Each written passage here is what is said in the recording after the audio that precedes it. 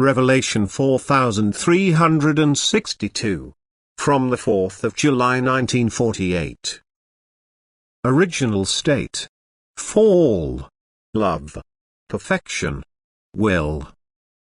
You fulfill my incessant striving for your love if you let the flame of love flare up within you and express it in active neighborly love.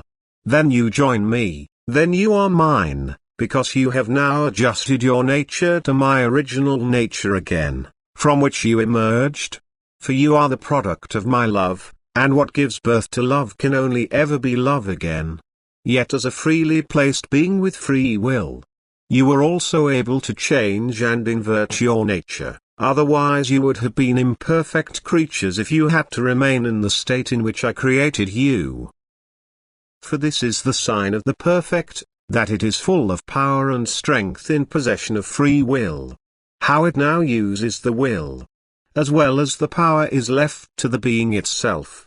The fact that the use was now contrary to my will, only earned the being itself the withdrawal of strength and free will, because as a divine creature it could not remain imperfect but was offered an opportunity by my never-ending love to change again into perfection. If it now wants to reach this original state again, it must become again what it was: love.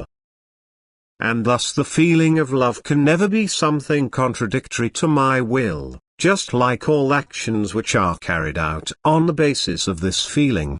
Love is what stamps the human being into a godlike being. Love is also the bearer of strength, and the being will be powerful again if it has shaped itself into love. Love wants to be active, it wants to create and build up, and love will never want to destroy or take anything away. Therefore the being's original state was bliss in its fullest measure. The fact that the being created by me was able to fall even though it was endowed with the richest power of realization can be explained by the fact that the love for me and self-love were equally inherent in the being, because the free decision was necessary. For the being was created perfect and first had to prove itself through a test by striving for perfection itself. Thus it had to be able to fall into the abyss, just as it was able to assert itself in the height through wrong or right use of its will and its strength.